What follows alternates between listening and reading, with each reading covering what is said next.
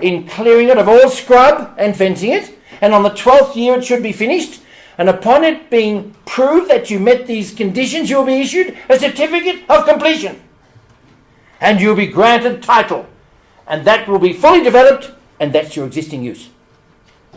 Well, the Australian, through local government, was so convinced that this had to be put in concrete that he insisted that that had to be all a part of every grant. And it became one of the reasons why Australia became, for a period of time, the fastest growing society in the Western world. Because man knew if he worked that land, he got the results, and they were his. So he was prepared to do just that. Well, Mr. Whitlam didn't want to pay for the conversion of the land to take away the rights the grants gave them, which the grant said the only way you can take away those rights is through a process called, let me get this right, the process was called reconstitution and reversion. So under Section 109 of the Local Government Act and 1979 Environmental Act, if they wanted to change your zoning, they had to pay out all your improvements, and if you agreed with the offer, change the zone. If you didn't, you can go to the Environment Court and have it corrected. So you had a right to appeal, a right to get a fair payment for the work you'd put into that land.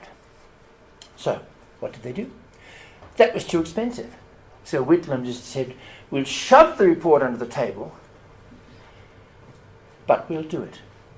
So, lo and behold, people started to receive letters that said, oh, your application under your grant to convert and clear that land is refused. As it's a piece of scrub that is established as native vegetation, it's going to remain there. We have other considerations. Breaking the law and breaking the grant of the Land Tenures Act.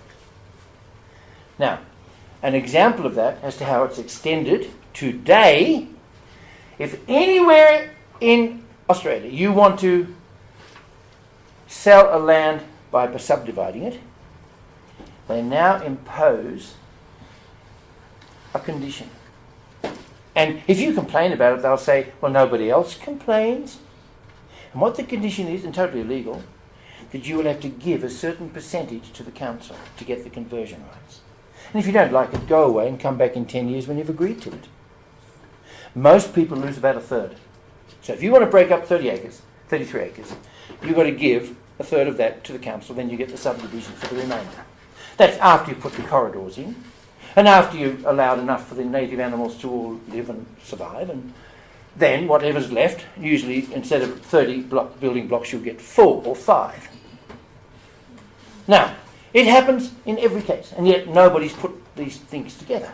The end result is this all comes into a thing called ICLEI. ICLEI is the Agenda 21 UN's name for that authority that now controls local government.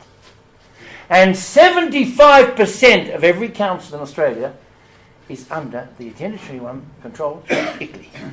So what they're doing, if you read the Agenda 21, which was just referred, the manual, it tells you why they've had to convert all land to where the community manage it for the good of the community. They say nothing about property rights, or nothing like in native vegetation where 30,000 farmers, well, every landowner was affected, but 30,000 were directly affected to the point where some of them committed suicide, over 500.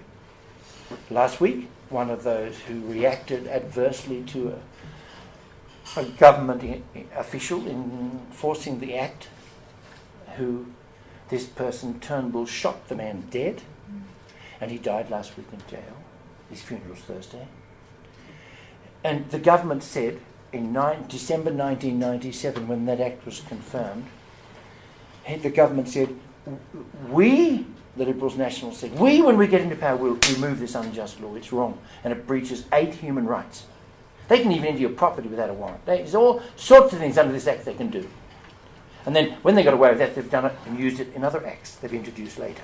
The end result being that this, since Federation, this removal of our rights as a civilised state is gradually creeping, to where now you, as a landowner or a house owner, as they said in my court case 2 weeks ago, the first respondent, the Commonwealth Government, got up and said to the 3 judges, "Gentlemen, I realise the applicant, me, has been to the High Court and all 7 judges agree with him.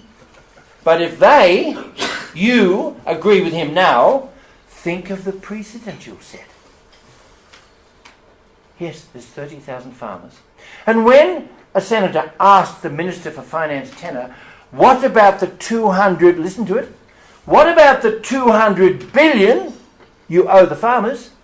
He didn't turn and say, as Professor Moran said a month ago in the article he wrote about it, he didn't turn and say, well, we don't owe it. He said, we don't have enough money. Now, you think of what happened. I know I came out that morning when the Native Veg Act was enforced as law. And I stood on my veranda and looked at my 20,000 acres, of which 70-80% was still lovely timber. Matter of fact, I owned the biggest private stand of alpine nation in New South Wales.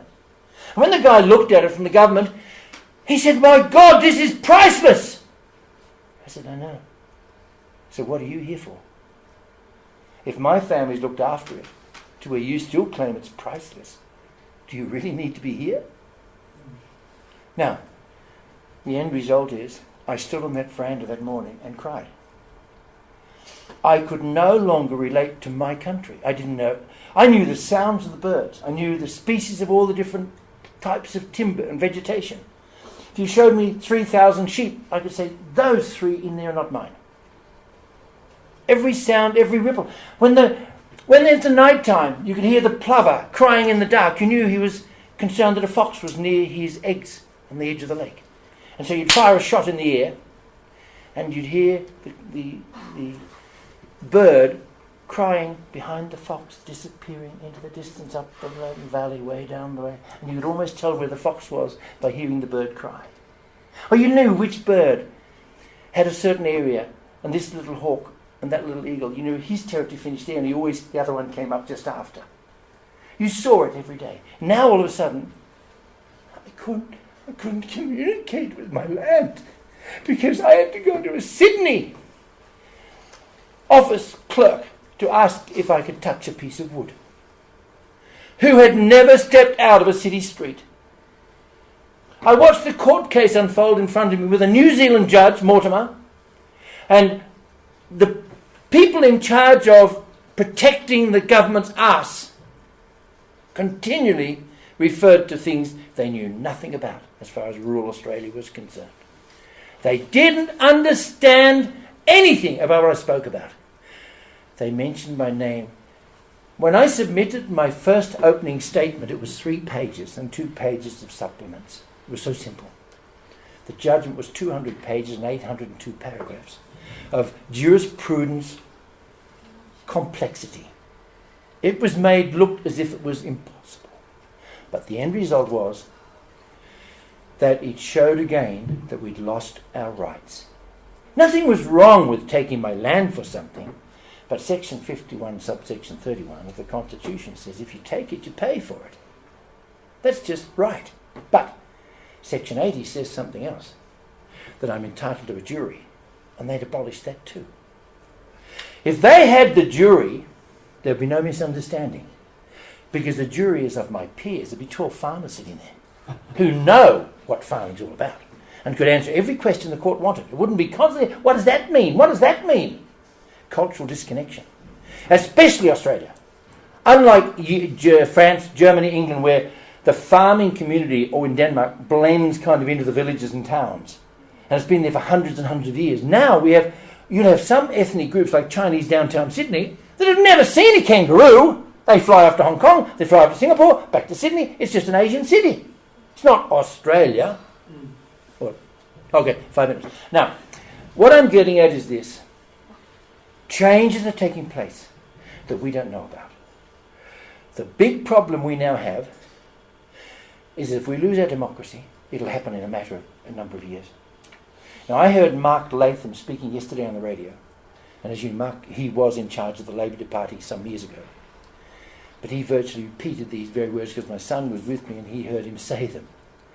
that we are virtually on the verge of total collapse. They said to him, "Oh, will you come back into politics?" He said, "Not with Labor, not with Liberal. If there was some party I identified with, probably." But he said, "Something has to be done." So I want you all to go away from here today, and don't look at me, Peter Spencer, or anybody else, but ask yourself, how many people you meet each day are saying to you, "We have a concern about our country"? And if they don't, please tell them. Be concerned. Thank you.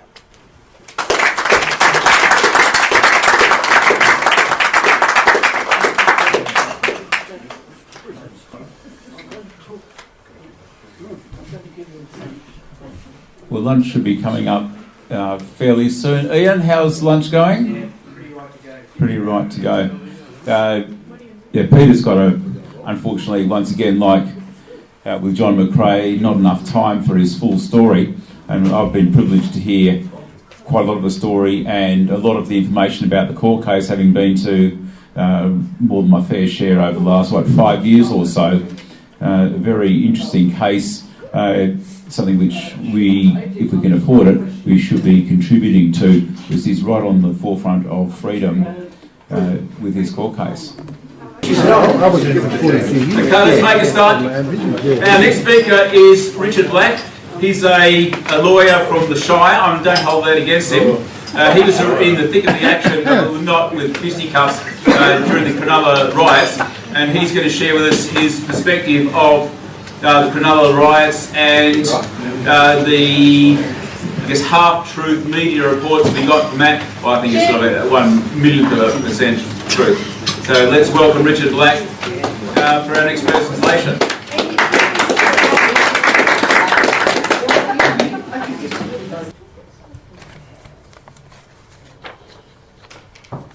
You're all aware that during the week the Senate voted down the government's proposed change to 18C, and I don't think that's going to be the end of the matter, and we can only hope that the struggle will go on so that people will be able to exercise a degree of freedom of speech on these important subjects. Now, I'm here talking about the Cronulla Riots. Now, is that old hat? It was over 11 years ago. It's done and dusted. What relevance can it have today except to shame Cronulla? And is multiculturalism an unparalleled success in social engineering that will, of course, continue to change Australia's future and destiny, as well as its identity? Both are in a strange way linked, in a way unintended and never foreseen at the time. Cronulla and its unwanted legacy of the Cronulla Riots seems forever linked to its reputation by a protest against multiculturalism back in December 2005. In effect, Cronulla's reputation is a casualty of multiculturalism, just as is truth and fact.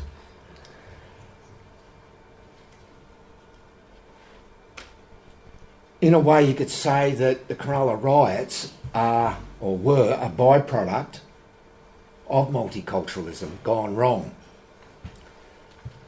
Islamic terrorism in the West is a byproduct of multiculturalism. Islamic terrorism and fundamentalism is the alter ego of multiculturalism gone wrong, a form of schizophrenia that the Western world is belatedly and regrettably too late in waking up to. When politicians speak of Islamic fundamentalism, they are really saying Islam. Islamic fundamentalism and Islam are one and the same. Islamic terrorists get their cutting-edge religious justification from the same source. It is from the Quran and the Sahih, S-A-H-I-H. All the verses they rely on to create terror are there. These facts reflect poorly on Islam. Islamic terrorists did not need to come up with a new gospel, a variant of Islam.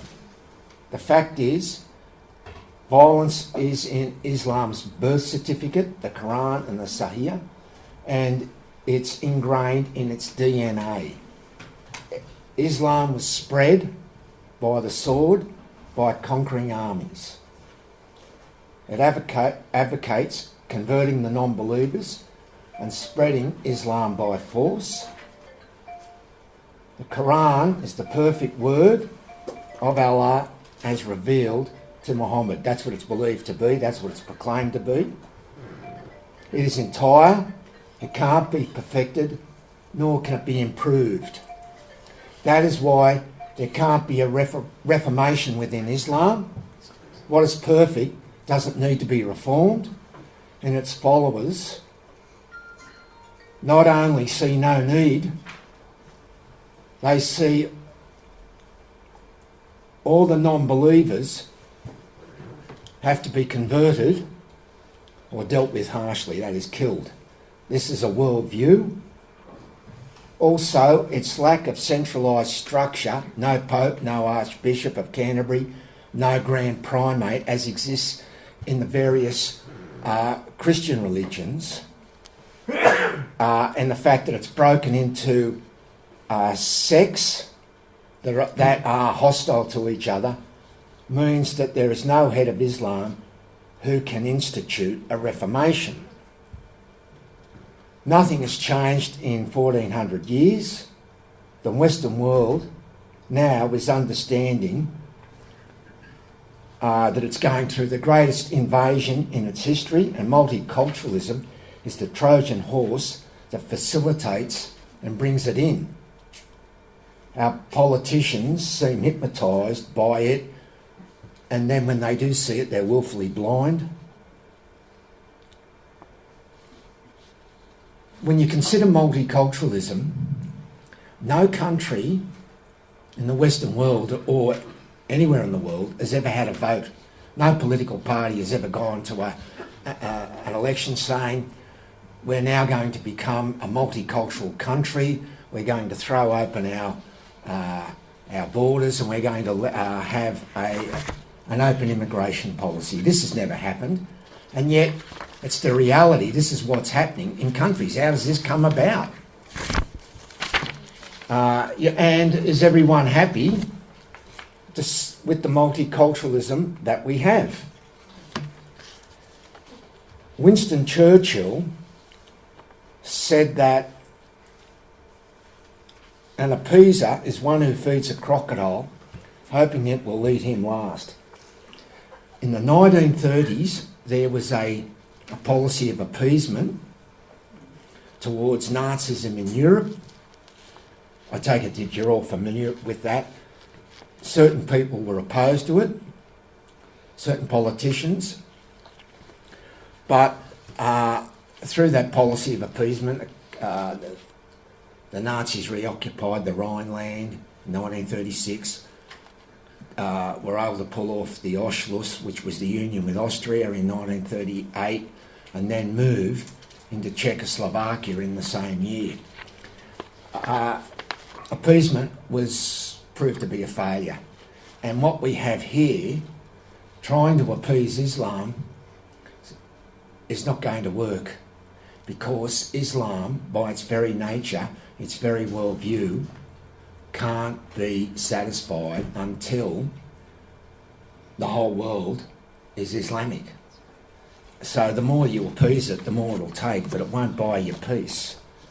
Now, the sense of unease that many people in the Western world now live with is a byproduct of multiculturalism. or the failure of multiculturalism.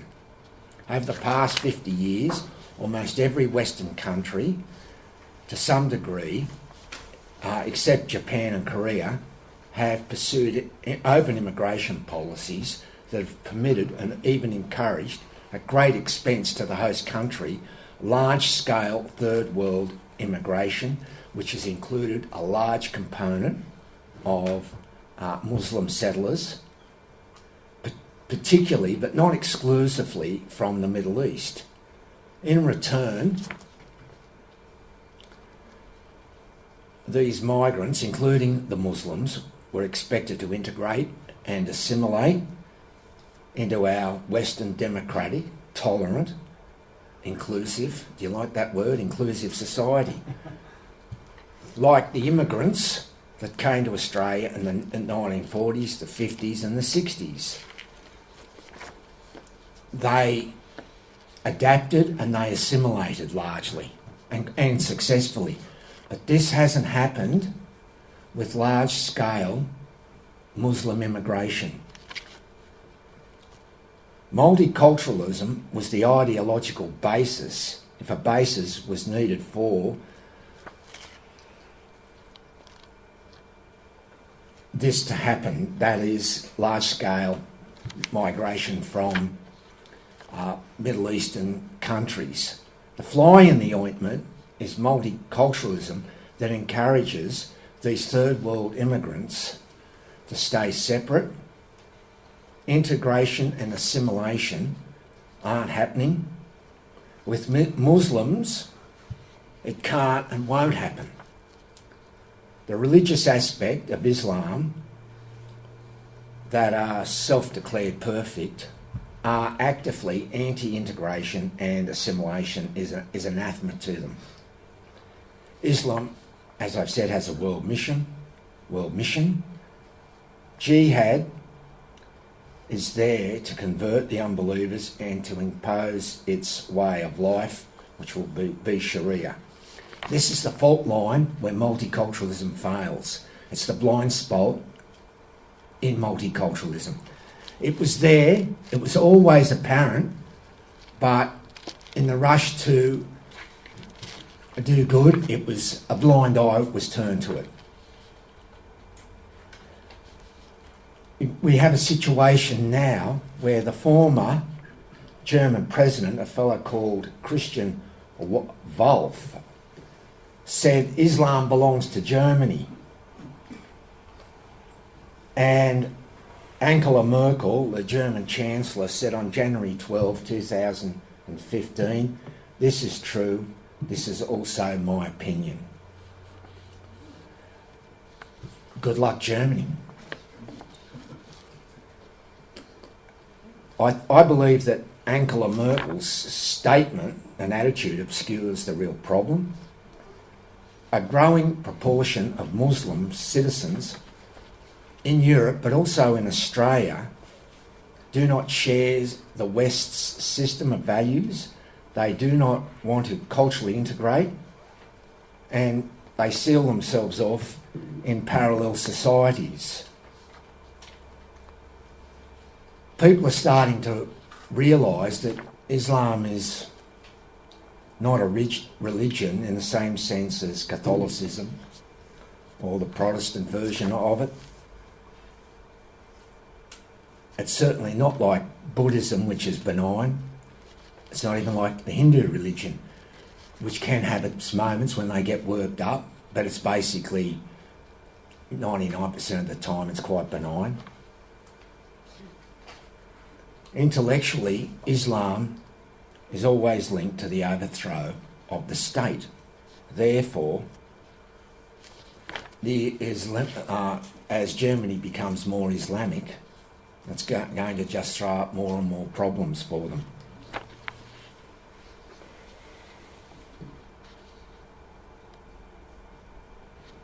There is the example of India. India, I don't know if you know its history, it was a great sponge of people and religions over centuries. over millennia. People came to India as invaders, and they were always absorbed, always assimilated, except for Islam. When Islam came very violently, and India could not absorb Islam. No country, no culture can observe Islam. The result was India was unified under the British. India was a geographic expression before the British came. There were empires, but none of them ever controlled the whole subcontinent. The Mughals, who were the main dynasty of Muslims, never controlled the whole of the subcontinent. Their power was mainly in the west and the north. The British unified India, and in 1947, India had to be partitioned into three: the main state of India, and then there was West Pakistan, which is now Pakistan, and there was also East Pakistan, which is now Bangladesh. The only common denominator between East Pakistan and West Pakistan was the Islamic religion. They would not stay in a unified India. They insisted on their own country. If India, with its centuries of being a sponge for all of these different religions and different peoples coming there, they couldn't absorb Islam, then I don't think the West has any chance, and I don't think Australia has any chance of being able to absorb it. It will always stay parallel and will cause trouble.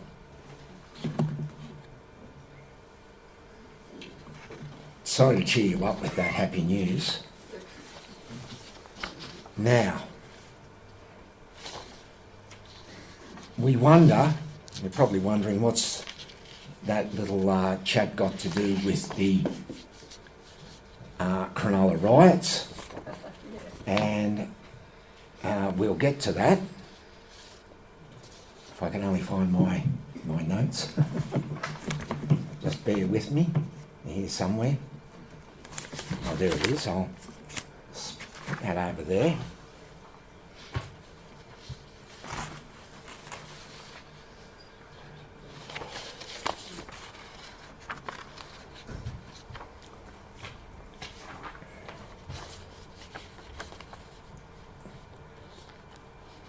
The significance of the Cronulla Riots is there was a situation where 17 years before December 2005, which is when the riots occurred, there was a slow burn, aggravating problem experienced by not just Cronulla, other parts of the Shire, with gangs coming from southwest Sydney to have fun. Their idea of fun was to cause trouble. Bash the local kids, steal, give cheek, aggressive, loud, in your face, noisy, disruptive, disrespectful. Went on for 17 years. It finally blew up in December 2005. We won't go into the details of what happened that weekend. But how that situation was allowed to come about was a failure by the state government to protect the people in Cronulla. That's 5 years before December 2005 was 1988. So the gangs were coming from 1988. That was before the first Gulf War. Cronulla, the people there, they weren't martyrs, but they just took it. And I need to explain to you that the harassment, the assaults and intimidation, all of that, was seasonal. It wasn't going on the whole year round. The nice weather brought them. When the weather changed, they came less, and as winter came, probably you weren't going to encounter them or anywhere near their numbers. So it was a seasonal thing. But you have a state government under various premiers that neglected the situation in Cronulla. This is at the same time that there was, and still is, a crime wave in southwest and West Sydney emanating from that ethnic group. Pick up the newspaper any day, put on the television any day, and there'll be a story about gang violence from them. We have the Middle Eastern Crime Squad, dedicated to stopping crimes by people who are Middle Eastern or Middle Eastern extraction. The state government could have used the Middle Eastern Crime Squad to ascertain who these gang members were, and they could have been stopped years before. It didn't happen. Reasons only known to the government: neglect, political correctness. We don't want to be seen to be harassing youths from ethnic groups. Bob Carr, when he was Premier, said that crime statistics are down, therefore the extra policing that Cronulla was asking for was denied. And it just went on, so that the situation by October 2005, the long weekend, clashes down at the beach. Then it rolled over into December. The lifesavers were assaulted. That was the final straw. It blew up from that. But for 17 years that's went on before it finally blew up. The people who suffered the most from this were the young people. They were the ones who took the hazing and the floggings and the bullying and the humiliation. But it wasn't just limited to them. Anyone could encounter it. The stealing, the pilfering from the shops, the shopkeepers suffered it. Before the Cronulla Riots, the group of shopkeepers in Cronulla Street came out and had a fight with these Middle Eastern gangs. They were fed up with it. There were a myriad of incidents. I witnessed any number of these incidents myself, but nothing was done. It was the youth who blew up on that weekend. They were not given any guidance. They had no manifesto. All they wanted was for that situation to stop. They wanted some respect down there. Now, the young people down in Cronulla, those who were in the forefront of the trouble, a lot of them were just, they were buffheads. They didn't bring any great credit to Cronulla, actually far to the contrary, but they were provoked into it. But they were the ones who stood up and wouldn't take it anymore. If they hadn't have stood up, it'd still be happening. The government would not have done anything. There's a state, we have the state government, but there's a local government down there, Sutherland Shire Council. Its responsibility is not security. Security is a police matter. But there's also a grey area there. These were beaches. That there should have been increased security presence on the beaches. But see, if there had been, the gangs just moved to other parts of the suburb. They'll go to the beaches around on the peninsula and the parks around there. They were everywhere where they could cause trouble.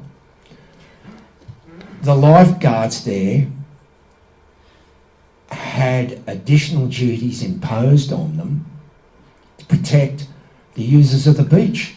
Their duties were to make the beach a safe environment, save people from drowning, and it's quite a complex job. You're trying to save someone drowning and there's someone who wants to assault you. Or there's someone who's assaulting girls or young kids or stealing. So it makes it very hard. And the reports of this were completed in logs that there's 4 towers down on the beaches there on North Cronulla. Logs were being completed every day and faxed up to the council. The council must have known what was going on, but took very little effort to increase the security on the beaches, so that you got failure of the state government and the local government. But I'm saying it was less a local government issue, more a state government issue. And these were people, these gangs from southwest Sydney, they were probably second generation. They were born here. Their idea of a good time was to come down to Cronulla and bash some local kids. A dozen of them surrounding 2 locals, smaller than them. Come on, I'll have you. What are you, afraid? Calling them out. And you take that for 17 years and you grow up with that. After a while, you'll resent them. And your language on that day of the 5th of December might have been intemperate. But it was brought on by a slow burn situation of 17 years. You get less for manslaughter.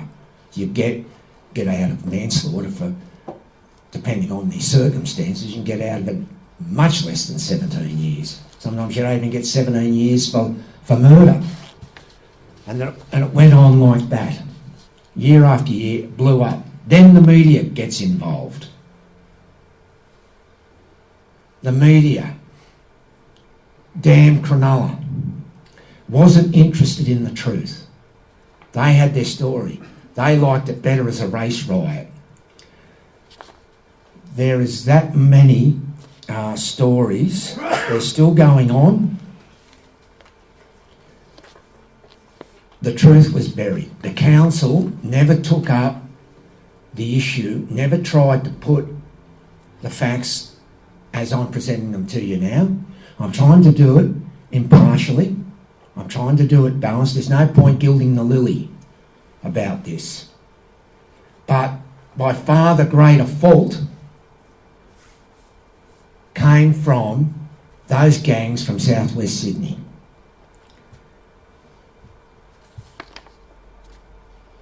The way the media covered that up, airbrushed away the truth, just was a situation that led to Link Cafe and the shooting of Curtis Chung out at Parramatta in December 2016, I think he was shot. Well, you might correct me on the year, but it led directly to that because it ignored the state of mind of the people, too many people in those communities in southwest Sydney. A chauvinistic state of mind whereby we can come down to your suburb and act in the most despicable manner, commit crimes, violent crimes, and you take it. And when you finally have had enough and rise up, we're the victims. We're victims of racism here. That same state of mind, that chauvinistic state of mind, came back to bite the country because it wasn't dealt with effectively at the time of the Cronulla Riots. 2006, state rail drivers refusing to take Bulldog, and I put that in inverted commas, Bulldog supporters to NRL games because of the violence and the vandalism that they were committing on public trains. Bulldogs fans was a euphemism for southwest Sydney gangs. Kaiser Trad, a spokesman for that community, came out and said, oh yeah, but they're all victims of disadvantage. Never have a community receive more advantage than that community. That community gets rewarded for causing trouble. The more trouble they cause, the more they get stroked and placated by the politicians. Look at the pork barrelling that goes on. I don't know if you've ever seen any of those, the lists of the gratuitous government grants to their organisations. They are the least disadvantaged people. If they have disadvantage, it's because they bring disadvantage on themselves. They are so chauvinistic, they won't accept education. They can't be educated. And this is the problem. That state of mind will come down to your suburb and do just as we please, when we pleased, and if you do anything about it, you're a racist, and we're victims. That led to Islamic State volunteers going from that community off overseas in Iraq and Syria. You've seen the stories on the news. I don't need to go into the detail, but that was the same state of mind. Not only do we come to your suburb, we'll go to your country and carry on like that. And we're going to be told that if we do this, we'll go to heaven, we'll go to paradise. We're martyrs in the cause. And you get to cut people's heads off and display them. Muhammad Al-Ammar, he of the severed heads, joined Islamic State. There's reliable evidence that Muhammad Al-Ammar was one of the gang members who was coming to Cronulla before the Cronulla Riots, and in October 2005 bashed a resident in North Cronulla, just in front of the change rooms, gave him a vicious flogging. The police came, he was arrested, he was prosecuted, he was convicted. But this is the same Muhammad Al-Ammar off overseas. Terrorist.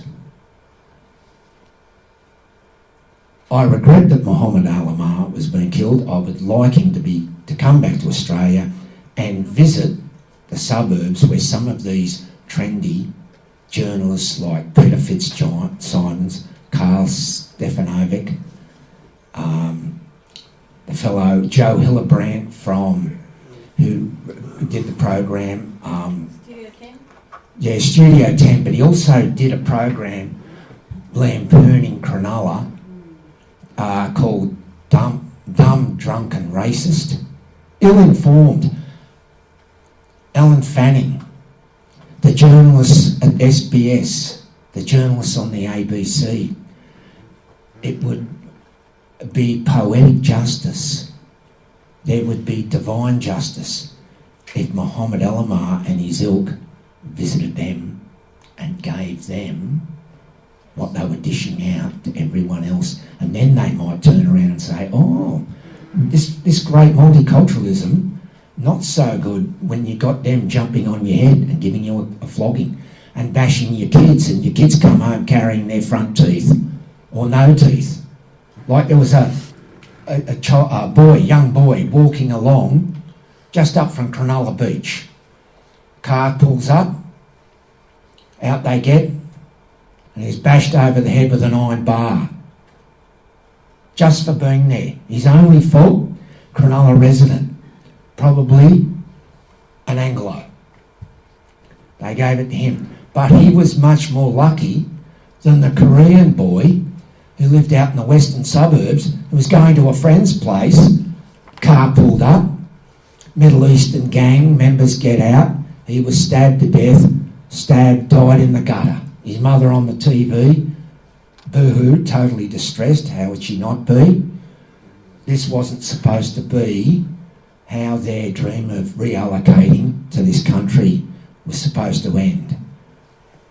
It ends like that for them because these gangs have not been restrained. The mere fact that 22 out of 35 fighters who have gone overseas to fight for Islamic State have come from the Lebanese Muslim Druze community, and that fact was made public by the current Immigration Minister Peter Dutton in October 2006. That condemns them. You get Bill Shorten posturing in Parliament saying, oh, they're Australians, meaning that community. It's an un-Australian thing to go overseas and fight for Islamic State. A lady's got a hand up. 5 minutes. Jeez, I'm not even warming up. Anyway, I'd like to move on and talk about the